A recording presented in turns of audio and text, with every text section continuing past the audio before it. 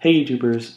In my last video I mentioned I was going to start branching away from my go-to animes like Dragon Ball or Yu Yu Hakusho and focus on more different stuff. Unfortunately I really just don't have the time right now to start any long-running series like a lot of people have suggested, like Naruto, One Piece, or Bleach. But if you know, if there's one thing that anime does really well, it's telling great stories in a very concise short amount of time. So with that information I stumbled upon this series that's called Steins.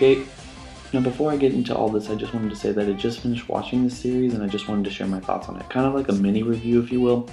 And it's also my understanding that this particular property started out as a video game and then became a manga and then became an anime and then became some kind of a movie a couple years back. So one of the things that I'm not really sure about is whether I've actually seen the entire story or not or anything like that. So keeping that in mind as you watch this video, although the anime did really seem like a whole and complete story, so I'm just going to go off of everything I saw in there, nothing about the game, the movie, anything else will be taken into account with this review.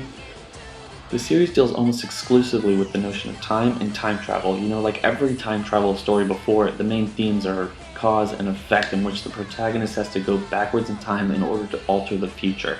Without going into too much of a spoiler territory, because trust me, you wouldn't want me to spoil the show for you, it's really that good. Anyway, we were introduced to the protagonist, Okabe, a self-proclaimed mad scientist who goes under the handle Honin Kiyoma, but his friends call him Ocarine. You know, from the moment that we meet him, Okabe seems like your typical mad scientist type. You know, he's constantly breaking out into these maniacal fits of laughter, and he talks to himself about the mysterious organization that he believes is watching him. In this fight against this organization that he keeps talking about, he opens up a thing called the Future Gadget Laboratory, where him and his best friends Mayuri and Daru, basically it's an upstairs apartment on top of a TV repair shop. It's really here where they just sit around and make these really weird type of toys or weapons or something in which they think that they're fighting this organization, but it's really just used more for comedy, especially in the darker parts of the show. In the first episode, Okabe and Mayuri travel to hear a lecture about time travel from a well-renowned scientist, and Okabe inevitably makes this huge scene, but before an argument can be broken out, this girl comes and drags him away. Her name is Kurisu.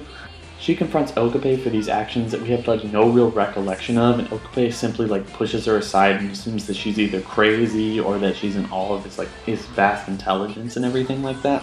It's like exactly at this time where he leaves Kurisu and he goes to find Mayuri in order to get them to leave, but he's interrupted by this ghastly scream that sends him running upstairs, where he finds Kurisu dead in a puddle of her own blood. Instead of informing the authorities though, Okabe grabs Mayuri and sends Daru a text about what just happened. Suddenly the world around him stops and everyone disappears, only to reappear again. At this time, a satellite is seemingly fallen out of the sky and hit the building that they were just in.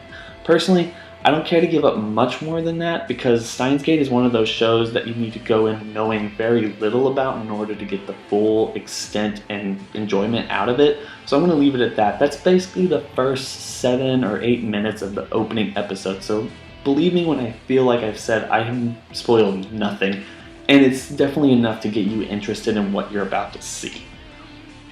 That being said, I think even watching this series, even as quickly as I did, you pretty much can guess how things are going to pan out if you're even attuned even a little bit to how time travel stories work in the long run. However, Steins really has a very unique spin on the concept of time travel from the very beginning, and it never really stops pushing that and making it much more risky and everything, and we get to see a lot of different ways that people can travel through time. That's not something you actually see in a lot of different time travel even genres, movies, novels, or anything. You basically just have one thing and you're stuck with that one thing and have to deal with it. Steins says no to that, and it allows for multiple different time traveling methods to be introduced and kind of explored throughout its run. So I'm really happy with the way that they did that, because it keeps the story from getting really stale and adds a new level of complexity to the overall concept. Although on a side note, if you really want a great time travel story, you gotta check out the video game series Legacy of Kain. It's great, and I would love to do a whole video about the story about that, but we're talking about like 40 plus minutes worth of just information just thrown at you. Boom, boom, boom. I couldn't even imagine doing something like that at this point, but maybe later, maybe if I get a bunch of subs, maybe people think that, oh, I remember this game, I don't really know much about it, Mark, can you tell me about it? And maybe we'll figure out we can do that later. Anyway, I'm getting way off topic. This review is about Steins. And you know, it's actually really interesting because the concept of time travel isn't what makes the series so enjoyable, but rather the relationships that it builds through the concept itself. As I've said in one of my last videos, I believe that storytelling is more of a psychology than an art form in many cases, and the story like Steins Gate is really no different. Many mangas and animes, TV shows, movies, books, comic books, any type of media really deals with the concepts of friendship, fate, and personal desires. This series deals with all three of those concepts, and it's hard not to see the correlation between these things in our day-to-day lives. One of the reasons I really enjoyed this show is because it deals with a group of people who find interest in shared experiences and interests. That's a universal desire, and I think it's why a lot of us make videos on YouTube, because we enjoy finding others who share those similar interests as us, and we want to make a community based around those interests. I believe a lot of that's true, and I think Steins Gate really finds its heart by establishing all these characters and building their relationships to each other. The time travel just becomes like this blanket that you push everything in, and it kind of ties everyone in this story together. It's not really the thing that makes the story as a whole. Definitely the relationships make this story. It's really heartwarming for us to see that these characters achieve their desires through the use of time travel, but it only makes it that much more devastating to watch these things get systematically taken away from them in order to fix the mistakes that they've made. The only thing I didn't really know about this series is whether or not the math and science actually makes any sense. If you know anything about this stuff or anything, just please leave it in the comments below. I would really like to know if it made any sense or if it was just all gibberish or anything like that. I got lost so many times about how things worked or what the rules or anything was. The series just kind of loses itself in terms of figuring out where you are at what certain point, time jumps and whatnot. It becomes very complicated.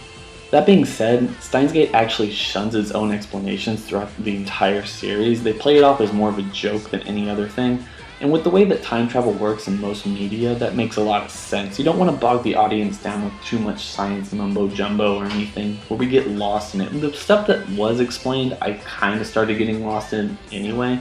I'm not science minded, I'm more of an artsy guy and whatnot, so it's one of those things to be expected. If you can get over those logical bumps within the series, I think you'll have a whole lot of fun watching it. The one thing I can assure you is that in a mere 25 episodes, Steins Gate is definitely worth the watch. And if you don't necessarily like it, then it's not so long that you have to hate yourself for having wasted the time doing it. You can basically do this over a weekend. The series is so expertly put together that it's really hard for me to think of how much further beyond my initial viewing that I would actually be willing to watch it. But that's really a good thing. It's so refreshing to absorb a completely unique and original story in only a matter of a few episodes. And if you haven't seen this series yet, or if you haven't even heard of it until now, I highly recommend it. As I've said before, it's not the biggest commitment out there, and when it comes to other shows, the story is definitely interesting enough to keep your attention throughout. Anyway, I'm going to leave it at that. I hope you enjoyed this video. I hope you've enjoyed Steins Gate. If you didn't, please tell me in the comments below. If you did, please tell me in the comments below.